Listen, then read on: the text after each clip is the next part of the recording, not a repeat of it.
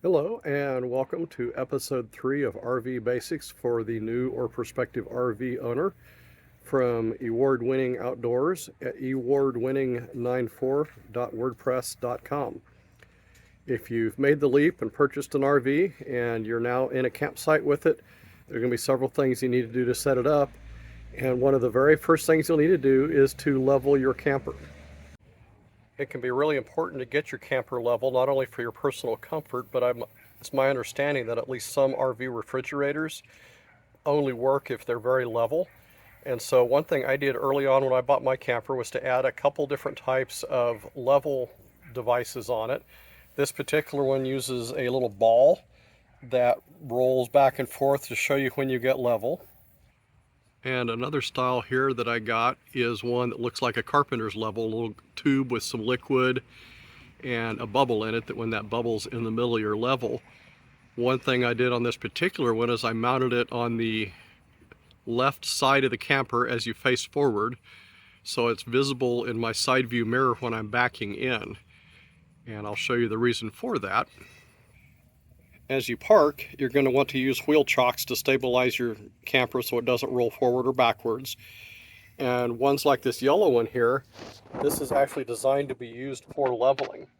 So if the left side of my camper, where I'm currently positioned here, needed to go up a little bit, I could just back up several inches onto this yellow wedged wheel chock, and it would actually raise this side up. So when I park, I look to see which side needs to go up, use the yellow chalk behind that wheel, and then just back up a few more inches while I'm watching that level gauge I can see in my mirror. And since I did that, I don't have to get in and out and in and out and in and out trying to figure out when I finally get it level. That gets the side to side level, and then we'll go up to the front. Once I have it level from side to side, then I will actually use the tongue jack to raise or lower until this level gauge on the side here by the corner shows me that we're level. And the sunlight may make it where you can't see that bubble. But I will go just until the front needs to go up just a hair slightly more. And then you want to engage your stabilizing jacks.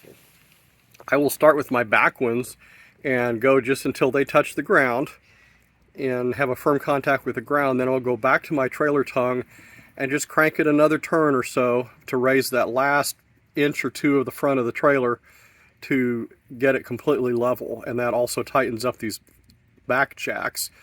The one thing you got to be a little cautious with these jacks is on a lot of trailers especially, they are not designed to raise or lower it. They are just for stabilizing it. So you don't want to try to use these to do the leveling. That should be done with that wedged wheel chock or with your tongue jack. So when you pull into your campsite, you're probably going to see something like this if you have utilities available. The blue there, that is fairly obviously the water. That's just your typical frostless yard hydrant. And I'll show you in a minute how to hook that up and what to do with it. Then the electric pedestal here, when you come to it and open the cover, once you open the cover, you'll see several things here. There's some breakers on top, and then this one's got 4 outlets on the bottom. You always want to start with your breakers turned off and then plug into the appropriate outlet.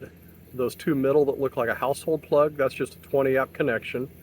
On the right with the 3 angled prongs, that's your 30 amp. And on the left where you've got the 4 prong holes, that is your 50 amp outlet.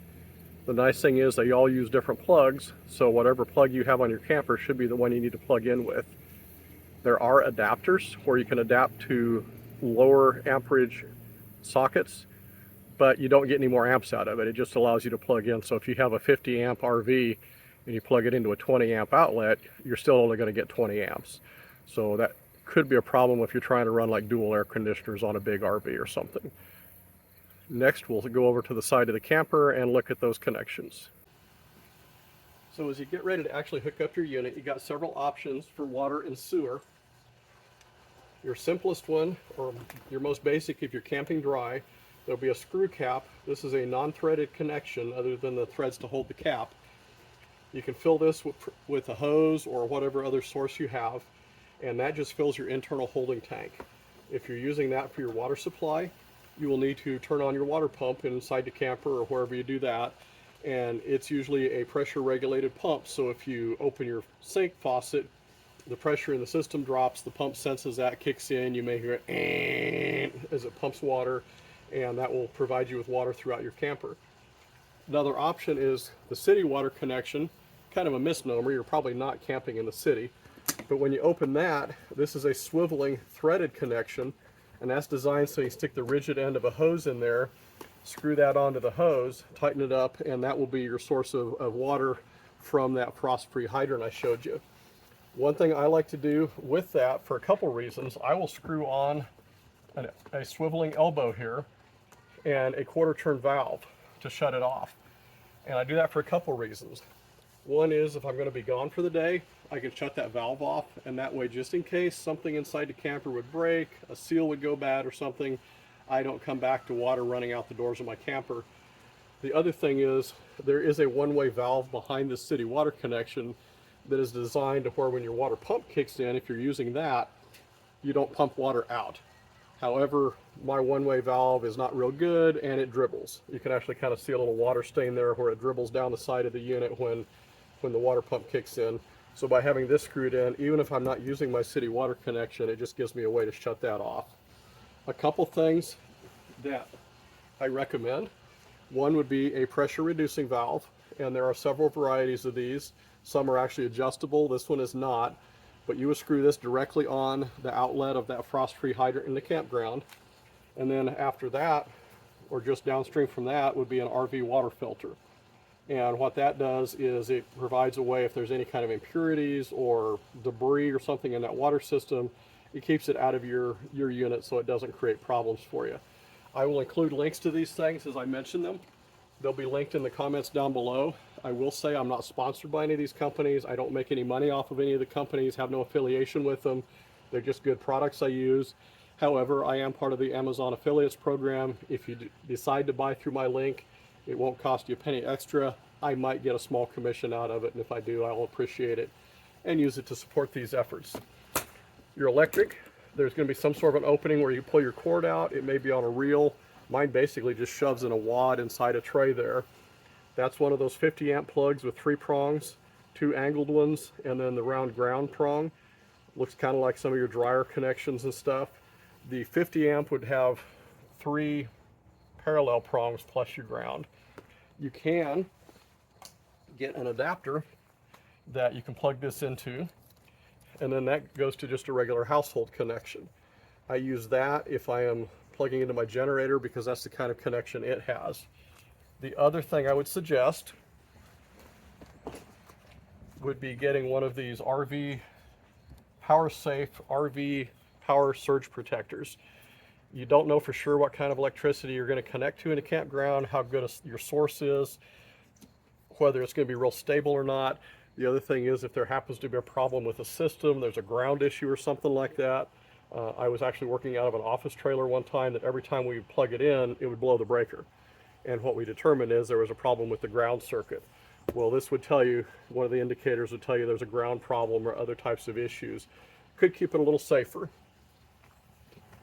If you're running off generator power, one thing that's very important with that is where you put your generator. Move it someplace where it's downwind from your camper and where it's blowing away from your camper as well as any of your neighbors. I've been involved in a couple of situations where people actually got carbon monoxide poisoning in a camper in a campground because either their generator or the neighbors was blowing all their exhaust into their camper or blowing it right underneath where it would then filter in through. So make sure your exhaust is not going to create a threat for you. And that's basically the long and the short of hooking up. If you appreciated this, click the like and follow button or subscribe button down below so you can see as we come out with more of these.